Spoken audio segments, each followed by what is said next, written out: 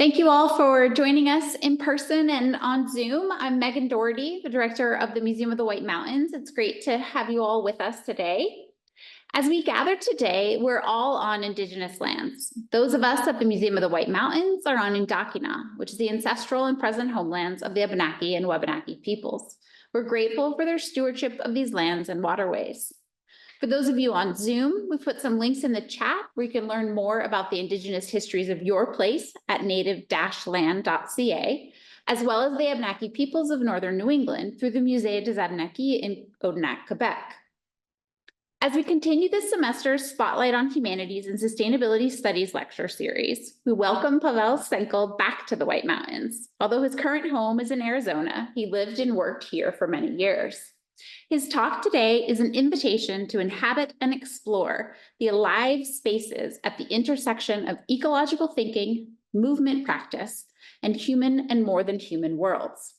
This event is supported by a Spotlight on the Humanities and Sustainability Studies grant from the National Endowment for the Humanities. Please join me in welcoming Pavel. Yeah, well, thank you again. So I did travel here from Arizona, doing a couple of other things in the Northeast, but that's currently my home. And, you know, just as sort of tracing my own lineage back to this place, you know, one can hop. So I'm currently the Dean of Academics at Prescott College in Arizona, which some of you might have heard of.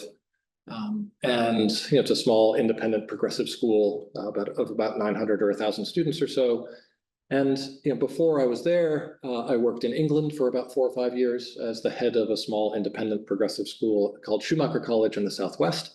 And before that, I was about 13 years at Sterling College, which is just up the road in Vermont, a small independent progressive environmentally focused college. And prior to that, taught at Green Mountain College, Linden State College, and here. I was in the English department for a little while and also the Heritage Studies program here a number of years ago.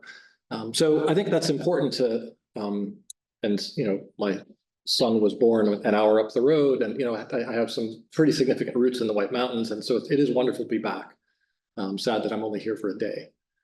But I think that sort of lineage and connection to place is really important as I frame, you know, what this might be.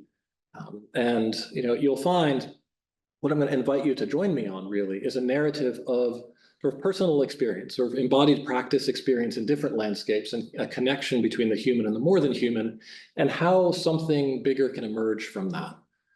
How actually that embodiment and that blurring of boundary between the human and the more than human becomes something that can be deployed in practice when we think about, for me, in higher education leadership or teaching or thinking about organizations.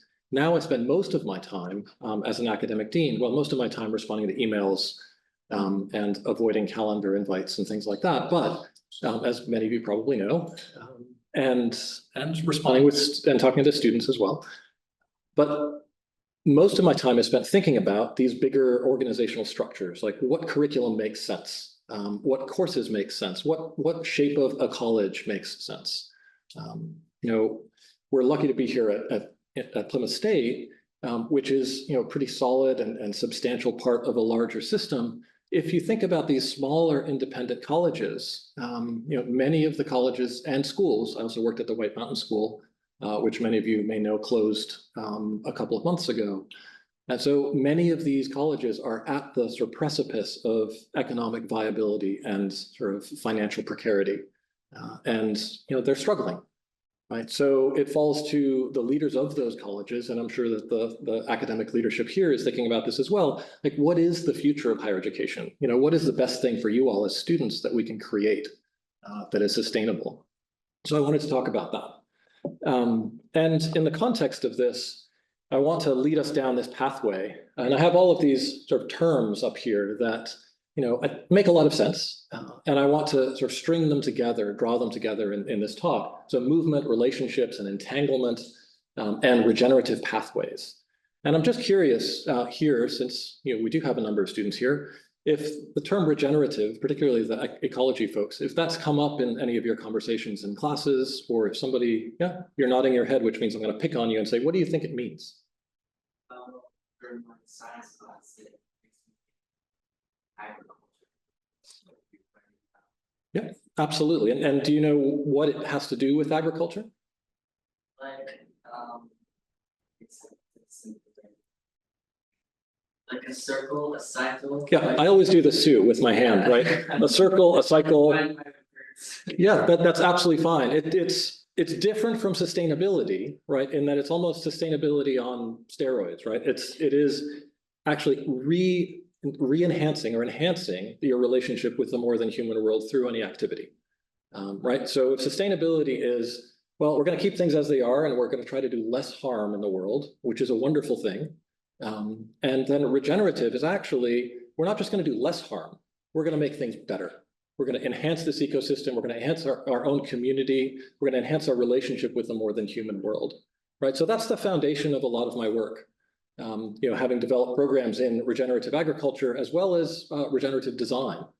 So it's a term that can actually be used in a lot of different places. So as we talk about this, I want to sort of start by telling a story. And each one of these slides is from a different place. I think the context of myself being important here as well, I am, one of my passions is endurance running.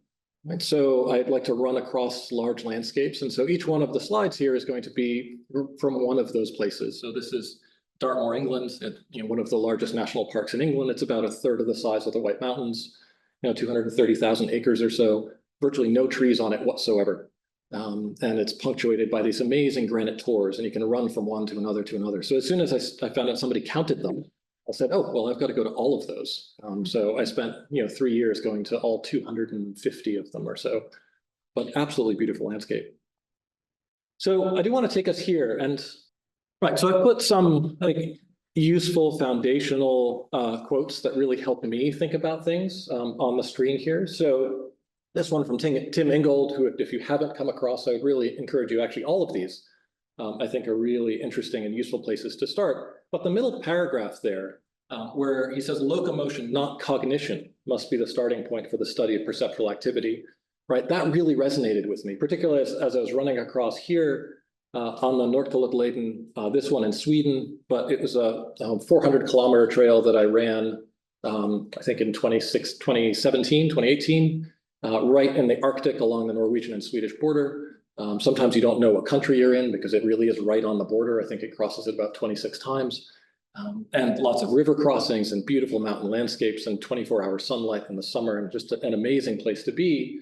But there, things began to crystallize, sort of seeds that had been planted over a long career of endurance running. My first run was actually, embarrassed to say, in 1989, the Hut Traverse across the White Mountains from Carter Notch all the way to Lonesome Lake. And that's a thing that people did. I used to work for the AMC, so that's a thing people did pretty frequently. So that was kind of the foundation then, but it got me to places like this, and to start thinking about, all right, how does sort of this very sort of singular act of, this very privileged act of participating in running across a distant environment, how can I leverage that, actually make that useful for conversations with other people? And so, you'll note in this picture, for example, there's a bridge in the middle of the river. I learned pretty quickly, this was the same run, that spring had been a pretty late spring. This was August, and the conditions were similar to what they would have had in June. So the bridge is actually supposed to be across the river, but the river decided that it wasn't going to listen to the bridge, and it went where it wanted to. And I love this picture. And actually goes really well with Matthew Tyson's article, which he wrote about mountain biking, where he describes us as being an expression of forces. So it's not just us trying to decide, oh, we're going to cross the river here. The river is deciding where it's going to let us cross it. And there's no way I was going to get across this dry. But I did cross the little bridge there, and that's the deepest part. Thankfully, it wasn't really beyond my waist in the other parts. But if you think about a trail, if you've ever followed like a mountain bike trail or hiking trail or running or something like that, then it goes according to the landscape, and the landscape kind of directs the way that trail is going to go. So it's not really about, well, we're just going to make this super highway right through here. Trails are a bit different. They meander and they follow the topography, they follow the undulations of the landscape, and sometimes they get stymied by the landscape itself. Right. So the idea that we're an expression of forces, it's not about us, right? It's about the world intersecting in us. So the river is part of us. The glaciers are part of us, because that's who we become in these moments with the landscape, right? So that was starting to crystallize for me, in these conversations I was having through my embodied practice in the landscape. This is Skapafellsjökull in Iceland. That's covered up a little bit, but it is in Iceland. And that's a class of mine that I taught at Stirling College back in 2013. And they're hanging out, I said, here, pretend to look studious, looking at the glacier and studying it. And this is another one of those places. How many folks have been to a glacier before? Let's just see a show of hands. So a handful of folks, right? Right there. Yeah, this is a pretty accessible one, actually, because you drive, it's not too far from Reykjavik along the ring road. And it's not too far from the ocean. So it's pretty easy to access. But one thing, when I snuck away from these students, because I was with them for 3 weeks, so I figured I could have a couple of hours to myself. And I went down to the foot of the glacier. Right from here, you look at it for hours and hours, and it's just this solid, impermeable mass of ice, and it doesn't move. And you think, oh, it's been there absolutely forever. And we've all heard about, glaciers melting, contributing to the, rise of sea levels because of climate change. I'll get more technical about that in a little bit. But here, it looks like it's not going anywhere. Even though Iceland loses about, 10 billion tons of glacier ice per year, and it all goes into the sea and never comes back, right? Because the glaciers are not just receding this way, but they're also shrinking this way. They're just getting smaller and smaller. And this one, over the last few decades has receded about 100 meters per year, which you can almost see. It's almost fast enough to be able to just watch it go if you're very patient. So I did go down to the foot of the glacier down there to the right and spent about an hour just watching, just everything was moving all the time, right? There were little rocks that were embedded in it that when the sun heated the rock up, the rock would tumble down into the water and make a splash. And then there were, little rivers of meltwater coming off of the glacier. And all at the same time, like there was nothing quiet about it. It was loud. It wasn't as though the glacier was coming toward me, thankfully. But I knew at that same time the glacier was melting back and it's moving forward and it's getting thinner and all this stuff is coming toward me. And I thought, what an incredible dynamic place, which you would never see and never really get here. And so what I was starting to think about was, what Deleuze and Guattari talk about there is sort of how this is an assemblage of different things, right? How all of these different activities that we do contributing to global climate change contribute to the movement of this glacier in many different ways, right? And so I started to think about, that's my quote on the left, what's the entangled dance that we have between glaciers and the world, right? How are we embodied in that dance? How are we part of the movement of the more than human on a global scale? And as I kept going back to these places, right, I would see things like this. So this is the outflow plain beneath that glaciers that we were just looking at. And it's about 25 miles, 20 kilometers, 20 to 25 kilometers from the glacier out to the sea. And that's been there for millennia. The glacier never actually reached all the way to the sea before, but it certainly was about halfway. And so if we think about, here's another quote from Karen Barad, which is really useful for us. Concepts themselves, they aren't descriptive but performative. So again, it's about things. If you think about an idea of a glacier, an idea of an outwash plain, it's a performance. It's kind of becoming itself. It's not something that's static. It's not something that's just been described forever, right? And then we can talk a little bit, maybe later on about the interaction between epistemology, ontology, and ethics that Karen Barad specifically is really keen on. But if you start thinking about how this is about, how do we know about this, which is epistemology, right? How does this tell us about ourselves? And how can we sort of question our relationship with ourselves and with the world? That's ontology. And then how do we think about its relationship to ethics in a broader context, right? So for me, I've started to ask these questions, and it was because I was having these experiences firsthand with the more than human environment that I started to begin coming up with these narratives, right?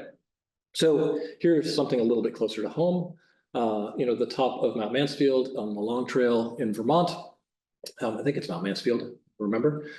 And then a bit from Freya Matthews there. So, in my mind, starting to think about how I can apply these things, not just in a classroom teaching about, a trail running or teaching about, which I did do, or about the applications of environmental philosophy, which I also did, right? But how can this actually be writ large into, how do we structure things? How do we create frameworks to think about, I don't know, communities, organizations, schools, classes, with this sort of thing in mind. So imitating nature in its deepest logic. And so this was for an event where I bicycled from the Canadian border down to the Massachusetts border, 213 miles or so, and then turned around and started running back up the Long Trail, and got almost all the way before my legs gave out on me, and had to have other people help finish that. But that was really fun until it was not. It's like a type 2 kind of fun. So as a friend of mine says, fun does not always mean it's fun. And that's when it's the most fun. So here, another picture from Dartmoor with friendly sheep, just to give you a sense of what that landscape is like.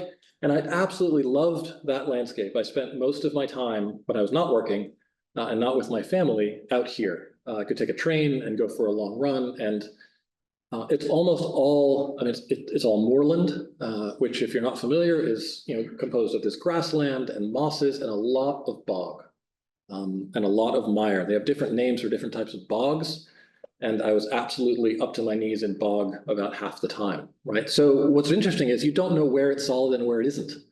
So again, my environmental humanities brain was starting to think about what's the metaphor here. That if I don't know if it's actually ground or if it's a river that I'm about to step in, what does it really matter? Because eventually these become rivers. So it percolates out of this moss and it becomes really big rivers that go down to the sea, including the river Plym, which at the mouth of the river Plym is a city called Plymouth, right?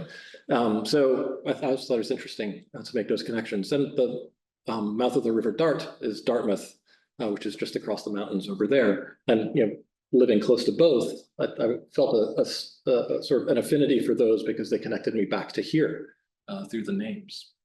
So just after I took this picture, I actually slipped because the moss that I was standing on decided it was going to turn into a river, and it slid down, but just gave me an excuse to go swimming a little bit later on to clean off. So another piece from Elizabeth St. Clair here over a photo from Svalbard. So this is the Longyearbyen, which is the Longyear Glacier. You can almost see the village of Longyearbyen up in the distance there. So I spent about a week here, I think in 2017, 2018. And this is an island which is 650 miles south of the North Pole. It's pretty much the most northerly town you can go to in the world. There are more polar bears on Svalbard than there are people. And there are about 2,000 people. So that gives you a context of the number of polar bears. And for good or ill, you're actually required to carry a high-powered rifle with you whenever you leave town, just in case you happen to stumble across a polar bear, which thankfully we didn't. I was really happy not to do that. So that would have been a human, more than human relationship that I would probably have traumatized me for the rest of my life. So happy that didn't happen. But we did see, on this glacier, again, a lot of process, a lot of movement, a lot of melting. So there's a theme in all of these, that one, I'm wet a lot of the time, right? From the very first one, trying to cross the bridge, to this one, trying to cross the glacier, you're always getting wet in these places because things are moving, things are melting. And a lot of that is broadly a direct result of climate change. Svalbard is almost entirely glaciated, and the glacial melt is similar there annually. It's about 10, 11 billion tons of glacial ice per year that just disappears from Svalbard. And if you're keen and sort of interested in glaciology, Svalbard is an amazing place. I have friends who do research there. It's one of the few places in the world where glaciers actually move really quickly.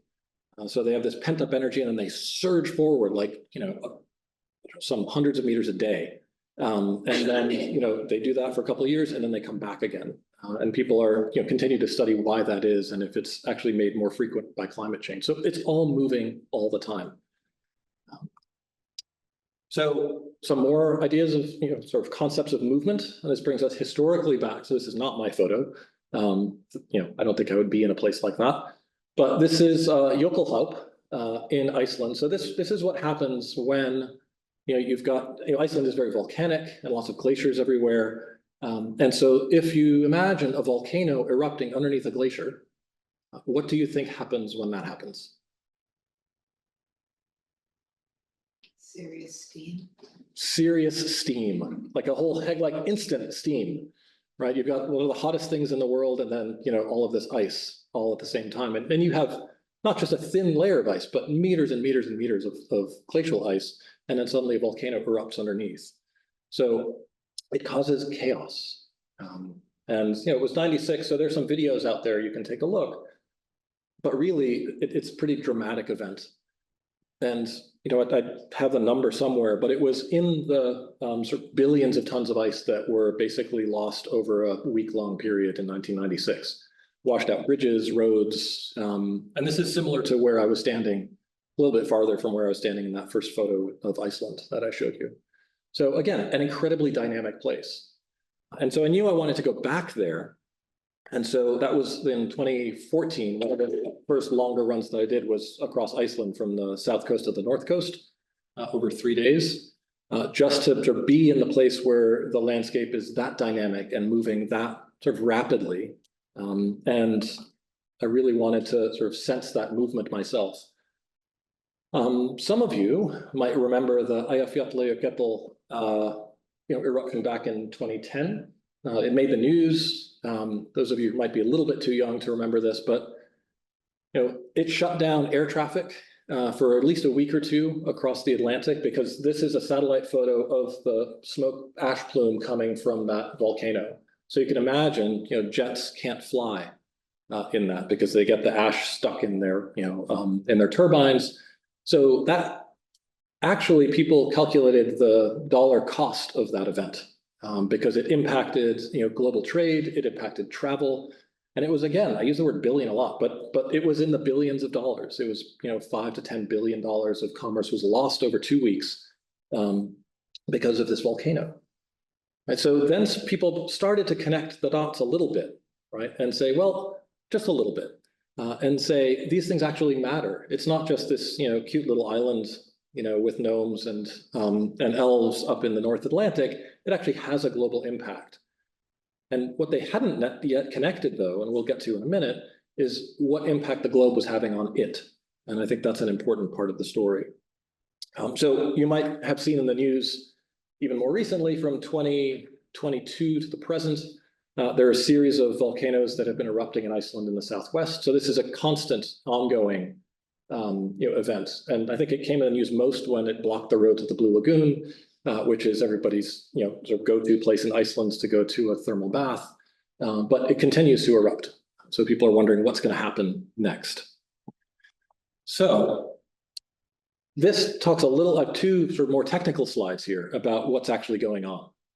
And other than post-glacial isostasy, other than being, I think, a really great name for an indie band, which I really should start because I say that joke all the time and nobody's come up with it yet, right? So this is also called post-glacial rebound or isostatic rebound or various other things, but it basically is this, right? You can imagine what happens if you're the Earth under a glacier, right? And you've had this glacier on you for tens of thousands of years, and then suddenly the glacier is gone. How do you think that feels? But relief, exactly, right? So like literally, like if you got a backpack on camping, you take it off and you're like, oh, I'm a little bit lighter. That's how the Earth itself feels. And this diagram shows it in a really very crude way, but it actually happens, and it happens a lot. It happens so much that in 2014, there was the very first study that came out, which was actually able to link anthropogenic climate change to isostatic rebound through glacial melting in Iceland. So they put all these really sensitive GPS tools and measurements everywhere on Iceland and started to measure what the Earth was doing as the glaciers were melting back. And they were able to connect the glacial melt to climate change. So you can see, it's kind of tough to read all of these, but if you look on the left-hand side, the red dots mean that the Earth is rebounding at 30 millimeters a year or more. That's like a measurable bit. So if you think about, this isn't something that Iceland is responsible for. This isn't something which would necessarily happen without human-induced climate change or human-impacted climate change. But this is a huge feedback loop that if you go to Iceland and you can almost, again, see the Earth rising because the glaciers are melting as quickly as they are. And remember, 11 billion tons of ice every year just melt away from this and go into the sea. That it's a place where the Earth itself is rebounding.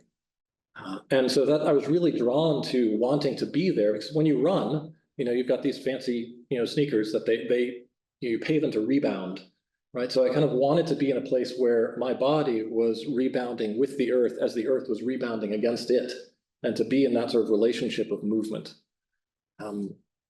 And again, I went there when it was a really cold spring, and lots of snow, sort of snow-capped roads and things like that to follow. But it was only over 3 days, whereas in Norway it was a bit longer than that.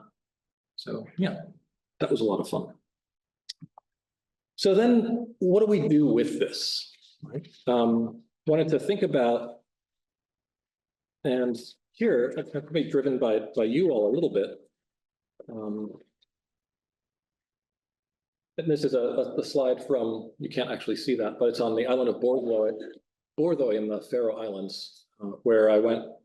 It was 2018, and ran the 7 highest summits in the Faroe Islands, which is a archipelago kind of between the Shetland Islands and Iceland off of the Norwegian coast. It's really in the middle of nowhere in the North Atlantic, which makes it amazing. And again, an archipelago with really very few trees, lots of birds that wanted to attack me as I was running by, lots of sheep, many, many more sheep than that there are people. And actually, you might remember that the people in the Faroe Islands, they feel a little bit maligned sometimes because there's so few of them. Google Street View did not do a Google Street View for the Faroe Islands. So they strapped a bunch of cameras on sheep, and they had a Google Sheep View. And so you can look this up on Google, and you can actually, they had for a while, it was a live feed that you could actually see the Faroe Islands, through the lens of sheep. It was really interesting. They did the same thing with Google Translate because Faroese was not on there. So they had a website where you could ask a real Faroese person how to translate something, and they would personally get back to you and tell you what the translation was. So it's a pretty cool place, just because of its sort of cultural identity that way. So spent a bit of time there. So here's where my talk kind of shifts a little bit, because we've talked about all of these amazing places, and the idea is to get you all excited by pictures of beautiful places that you might want to go to, and talking about my own relationship with that place through sort of this embodied practice. And I'll say when I started out doing this, I started this. I actually have a project called Climate Run, and if you go to climaterun.org, you can take a look at all of this stuff in greater detail. I started this in 2013, and I thought, all right, I got sponsorships from various outdoor manufacturers and from gear providers. I thought, cool, I get a cheap pair of shoes or whatever it is. And I thought it was going to be about that.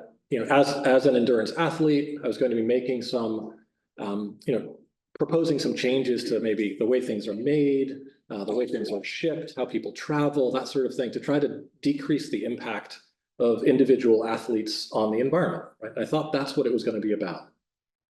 But then I got to a place, the place actually that was on the front slide, the advertisement slide for this talk, on the border of the Norwegian and Swedish, on the border between Norway and Sweden, where I had this moment, and I've had this moment on almost every one of these types of runs. And I'm familiar with the runner's high, and so the endorphins that come through. This wasn't that.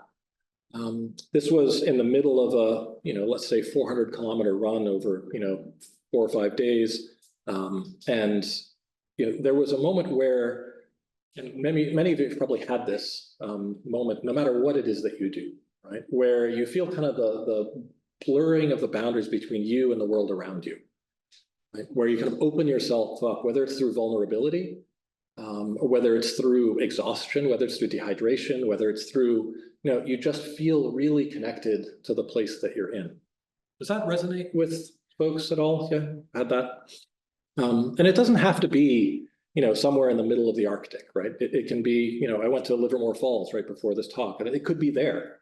A beautiful place just to jump in the water and then soak in the sun. And so I'm thinking, how do I then take that moment, which I thought was really profound, and take it and create something which I could then bring back. And I gave lots of talks, while I was doing these things between, like, say, 2013 and 2020, dozens of presentations, and talked about building resilience and sort of building connection to the more than human world through activity. I went to an all-girls school in Ohio, for example, and talked to like all of these like lacrosse athletes and said, well, how do you build resilience when you're playing lacrosse or soccer or something like that in the same way that you do here? And those were useful conversations and really important. I wanted to think about how I could adapt that to a broader framework, and then started thinking about this concept of regenerative thinking and how actually the elements that I was sort of engaging with in my relationship with the more than human world, building resilience, creating sort of adaptive frameworks, thinking in sort of circular terms and sort of reciprocal terms, and cooperating and collaborating, thinking about sort of interspecies collaboration with the more than human world, through the activities that I was doing. But how could I embody that and bring that to college, bring that to a university? And so I did actually develop a master's program at Schumacher College called Movement, Mind, and Ecology, which was very popular. And people came, and it was at the intersection of those three things, like movement practice, whatever it is. This was during COVID that we started this, actually. So movement was pretty restricted. We had 1 hour to be outside in England during the height of COVID, and you couldn't go very far. But even then, how do you engage with the hedgerow, or how do you engage with the field next to your house, or the cow that lives next door, or whatever it is, and to think about how you to bring that relationship into sort of ecological systems thinking, and into sort of an environmental philosophy context. So all of those three things are brought together, and working on similar projects in regenerative design, for example, at Prescott College, where I am now, and really working with people still all over the world on these projects. So I want to talk a little bit about, another sort of contextual metaphor. Anybody know what this is a map of? I circled it just to give you a hint. It has Plymouth on it. What kind of map is this? What is it? What is this map showing? Yeah. The population, if I could guess. The what, sorry? Population, if I had to guess. Population, okay. Yeah, I think that's a good guess. Not quite right.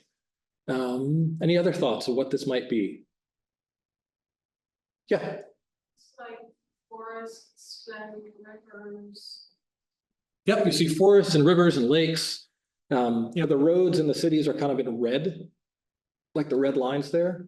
The dark green is mostly forest cover. Any other thoughts what this might be? Yeah. This is kind of a question, but is that going in Vermont or New Hampshire? This is Plymouth, New Hampshire. So this is right here. Yep. Yep. So this is New Hampshire. Yeah. I know. We were just talking about that there's so many towns that are named the same. Yeah. Any other thoughts of what this might be? Think about how they are often in lines, right? So they're not the roads, but they're like roads. Wetlands are embedded in this. Yeah. So these are wildlife corridors.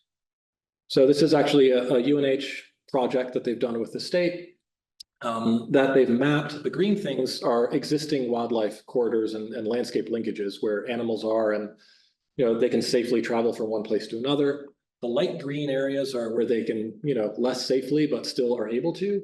The orange and the yellow blotches are proposed landscape linkages or wildlife corridors that they might put in, right? Because they see, well, maybe the animals from, down on the lower left want to get up to the upper right. How do they do that if there's a big, highway or road in their way?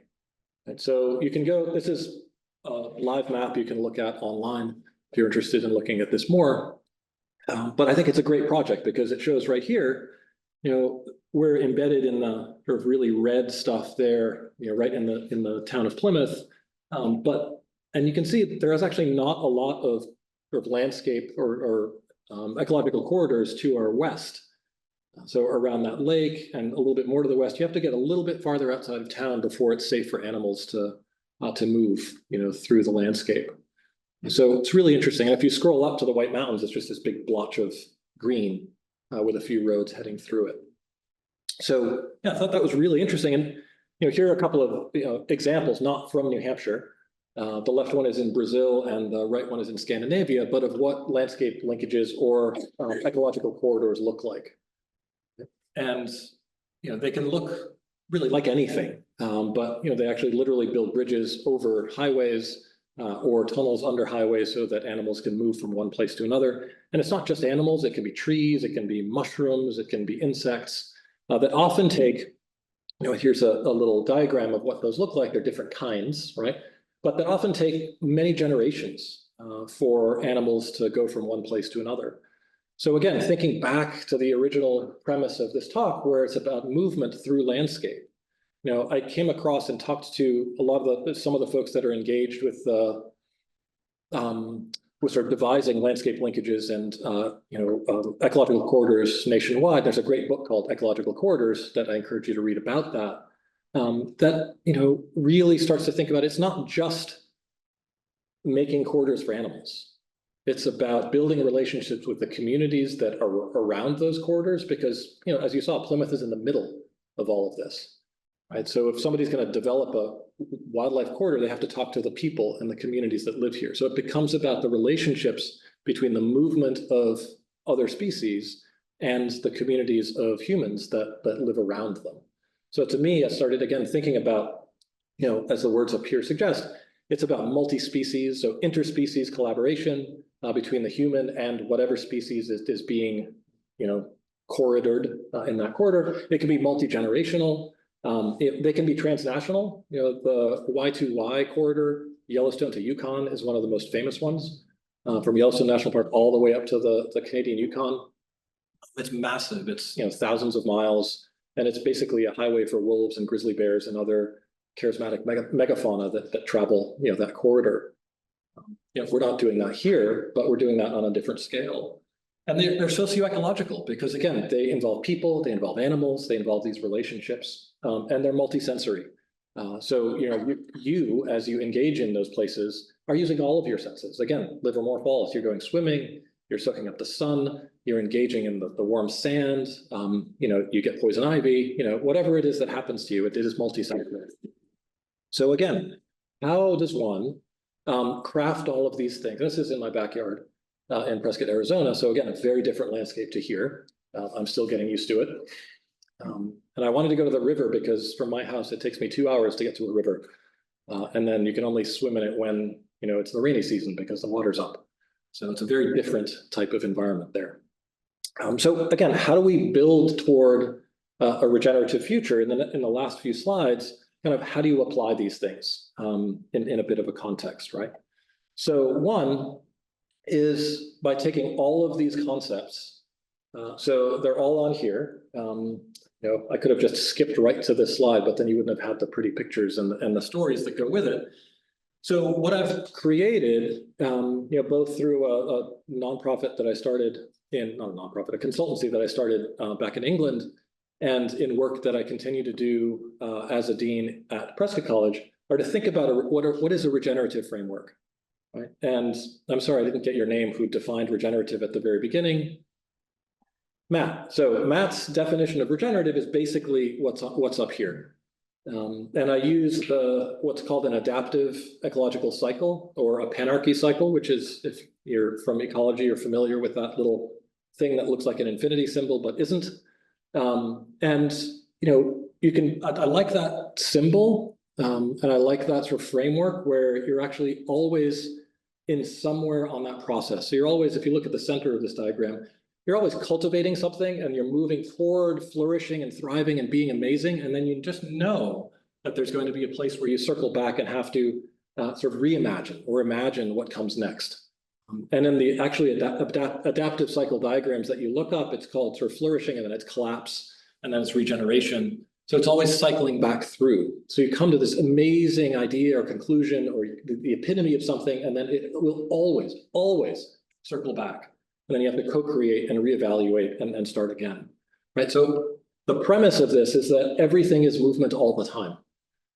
And that even when you're thinking about, a process, whether it's an organization, whether you're building something in a class, whether you're building a curriculum, or whether you're in academic leadership and you're building a college, right? It's always moving, and it has to be. And it has to be so that you can look at all of the other elements out here. I'm not going to read all of them, but so you can build toward restoration and renewal and adaptivity. and co-creation and reflection and entanglement and all of these great things, they're all elements of a regenerative system, not a sustainable one. But because sustaining just keeps us at the status quo, remember, whereas regenerativeness, which is a term, leads you to really thinking about how do you cycle back? How do you make things better? And to constantly be engaged in that cycle. And so just to summarize a little bit, I have one more slide after this with some more specifics. These networks become, or these relationships become networks that are about that's circular, isn't it? These frameworks are about sort of relational networks. So it's about relationship and always building a relationship between yourself, your fellow humans, the more than human environment through that movement, through that embodied practice. Right? And what you can create if you think about regenerative learning at the core of something, and I'd encourage you to bring this back to your professors and think about how you can have these conversations around if the community ecology and experience or practice are at the core of what you do. And hopefully I've demonstrated here that actually practice and experience with ecology and community are at the core. Certainly in my experience, but really they ought to be at the core of all education. Right, then you can create structures which are not bound by institutions, that are distributed, that are sort of more about partnerships and collaboration, that are more democratic, and that are distributed across and shared, both shared responsibility, shared risk, and then shared benefit. So there are lots of different ways that one could achieve this, and a couple of things are listed on the right of that. And it's, some examples from where I work currently, these are a couple of images from Prescott College, that one can model, and I won't go through all of this stuff, but again, drawing from the previous slide, thinking about how we take all of those experiences I've talked about over the last 40 minutes or so, the embodied practice with ecological more than human communities, how that can be a foundation for a living learning system and sort of a living systems based community of education, which is something that we've been doing for nearly 60 years back down in Arizona. And I know that there are elements of that here and there are elements of that in a lot of institutions. But as we look toward what the future of education might be, particularly with all of these really interesting and fascinating questions about, well, what's the role of AI in education? What's the role of, is tuition going to continue to increase in price? Is it going to become less affordable for people? Is an undergraduate or a graduate degree really that important to everybody? I shouldn't be saying that out loud here probably, but these are questions that even that presidents of colleges and universities ask themselves all the time, because things are changing. And one way I think that we can find what the future of higher education might be is to really look at what's the purpose of having people together. How can we learn from one another? How can we learn from the world around us? And very often it's through practice. It's through literally having your hands in the dirt, as you see in our sustainable food systems class there, going out on, what we might call adventures, but really engaging with the more than human world, getting wet a lot, even in Arizona. So I think there are ways where we can really think about what the purpose of that education is. And it's to build stronger relationships with one another and with the world around us so that we can make some meaningful change once we're done. And so for me, it took years of running in the Arctic to get to that. But hopefully that can have an impact. And that's it. Thank you very much. Get us started? Yeah, I have a question, just a comment. I just love how you connected social justice to environmentalism. It immediately made me think of how we have marginalized communities and minorities of people and how similar they are to endangered species and things that we need to be paying more attention to and giving more care to, just like we are as humans. And it just opened my eyes to how much we need to actually be caring about the environment. Well, thank you. That's a great comment. I think, not that it's a question, but to respond, often people do ask me so what can we do? Right? Because the challenges of climate change are pretty dramatic. When you're talking about the billions of tons of ice and the impact on indigenous communities in all parts of the world. My experience in northern Scandinavia with the Sami in particular. But that if we can't have healthy and sort of meaningful and sort of generative relationships with one another as humans, then we're never going to solve any sort of ecological crisis. So I almost think we need to start there and build stronger communities across whatever perceived divides that are really false that we might be manufacturing in order to create a better world for ourselves and nature. So yeah, thank you.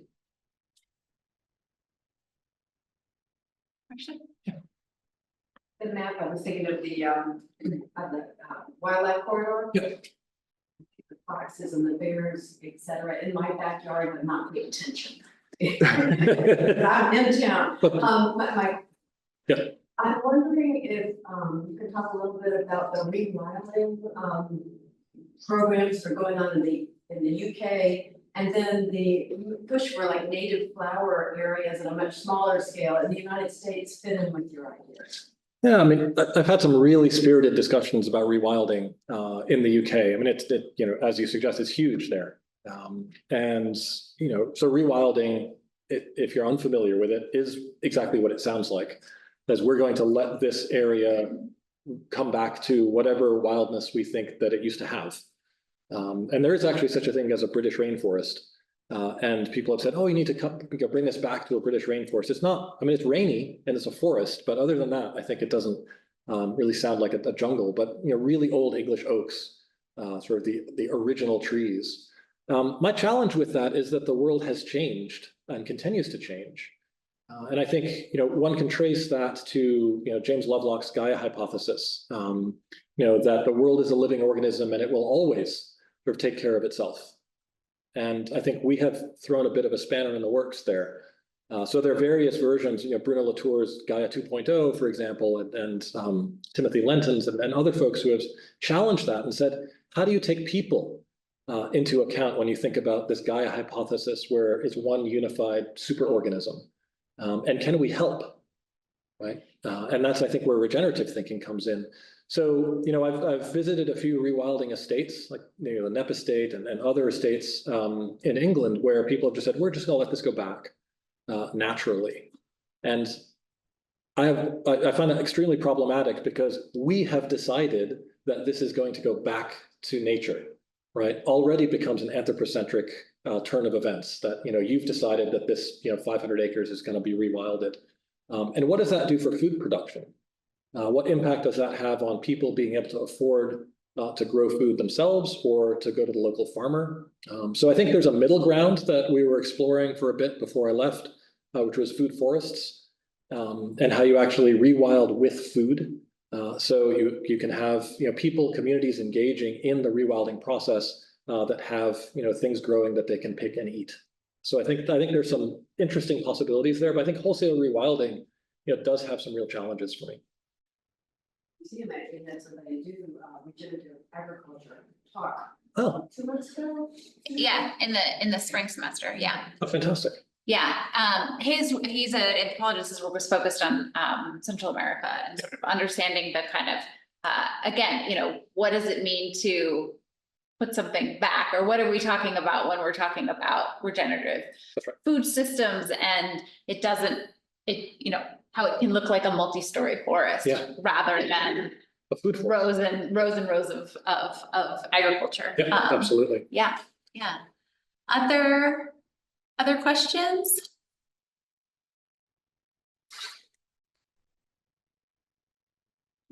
Yeah, well, we'll go here in person, then I'll read the one. Are there any like specific ecological additions or anything you'd like to see with majors that maybe don't traditionally have to do with it, like mathematics or computer science or something that's a little away from nature in that regard?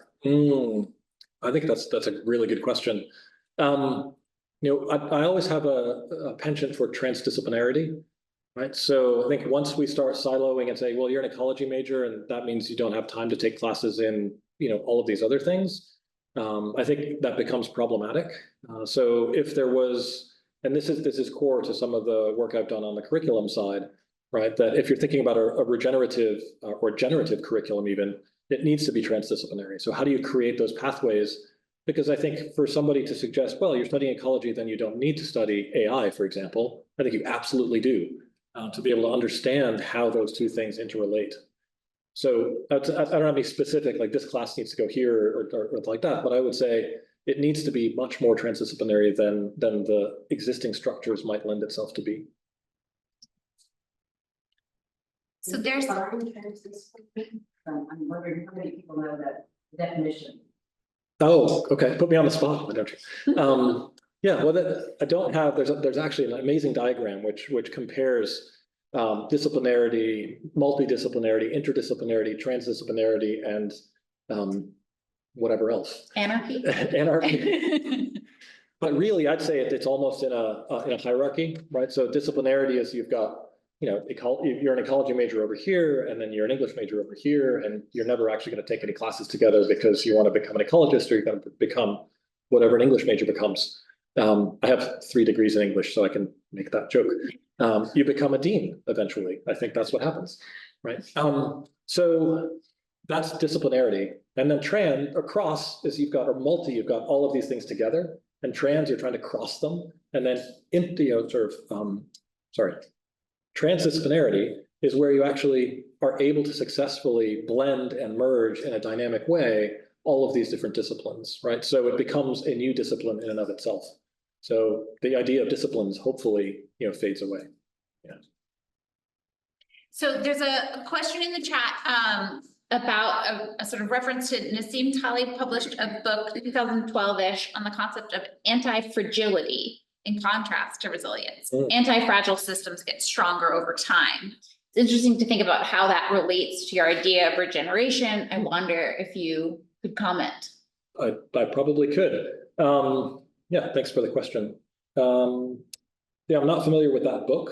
I can speculate on anti-fragility in that context, right? So where systems get stronger over time, I think the two are probably interrelated, from my perspective here. So if we're building resilience through an adaptive regenerative system, I think going back to, the talk that was here a couple of weeks ago, right? Regeneration has its roots really in agriculture in the 1980s. And also in medicine, where you think about, regenerating limbs on a starfish or, regenerating tissue. So those are the 2 more common places you might find it. And in agriculture, it's about building the soil. It always comes back to, building a solid foundation for something, right? So in my mind, regenerative practice and sort of building resilience is by going back to the roots of things and thinking about how we can actually make the soil of whatever it is, the soil as a metaphor. So soil as community, soil as building relationality or building resilience, how we sort of invest that with our efforts, right? So then what grows out of that will hopefully be less fragile. So hopefully that starts to get at that, but I'll have to take a look at that book. Other questions in the room? Great. I'm gonna save all my questions for later because they're more like big, like I'm really interested in that chart at the end and thinking about, for me, I guess I'd be interested to hear you talk a little bit more about how you imagine that kind of regenerative design thinking implemented institutionally. Because I think for, the Museum of the White Mountains is a museum about a place, right? And we're thinking about the art, the culture, the environment, the past, present, and the future, trying to do all those things all at the same time. So for you, that slide really resonated with what I'm always trying to do here, but I'd be interested to hear you talk a little bit about kind of how you see that type of thinking work institutionally. Yeah, that's where it's the most challenging, right? And you might remember that on one of those slides, I talked about deinstitutionalization. And so a little bit of an anecdote, I was invited to the independent higher education society's annual meeting in London, right, to give a talk. And so I gave a talk on deinstitutionalizing higher education to a room full of, college and university presidents and deans and academics. Because I actually think that that's an important, if not, well, I take it literally, right? But you can think about it in different ways, that actually disrupting the monolithic nature of institutions is where the future of higher education needs to be.